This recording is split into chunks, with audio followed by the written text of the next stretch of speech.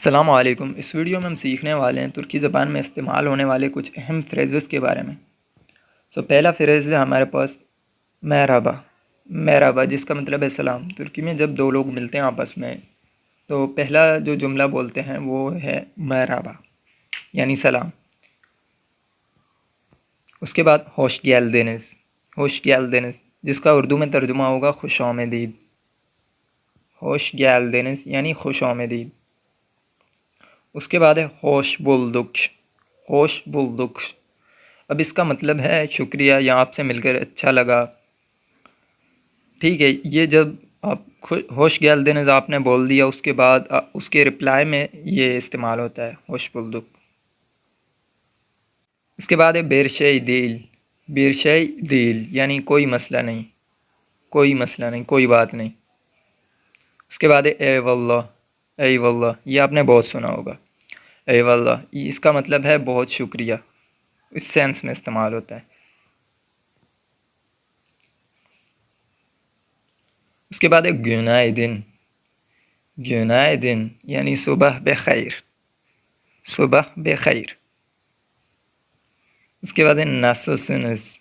نسل سنس کیسے ہیں آپ، آپ کیسے ہیں۔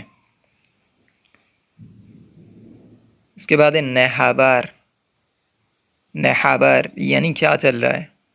نہابار یعنی کیا چل رہا ہے، انگلش میں ہم بولتے ہیں واٹس اپ، اس کے لیے یہ استعمال ہوتا ہے نہابار یعنی کیا چل رہا ہے۔ ایم۔ ایم یعنی میں ٹھیک ہوں۔ یہ نسل سنس کے جواب میں بھی آپ کہہ سکتے ہیں ایم یعنی میں ٹھیک ہوں۔ تشکرلر۔ تشکرلر یعنی بہت شکریہ۔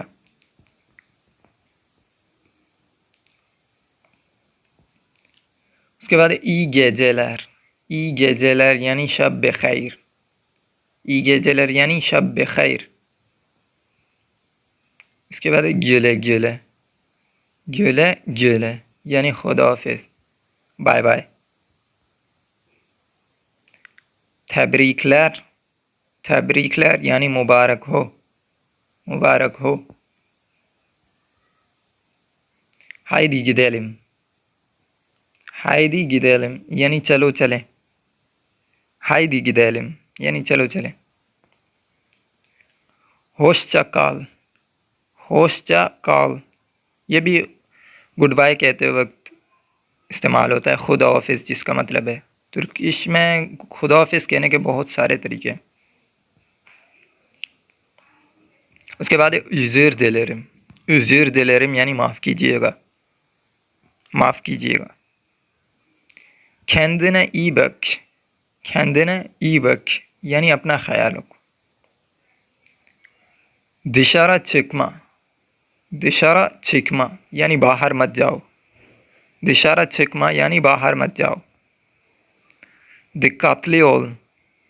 dikkatli ol یعنی دھیان سے۔ aynı fikirdeyim۔ aynı fikirdeyim۔ aynı fikirdeyim یعنی میرا بھی یہی خیال ہے، میرا بھی یہی خیال ہے۔ تو یہ تھے ترکی زبان میں استعمال ہونے والے کچھ اہم فریز۔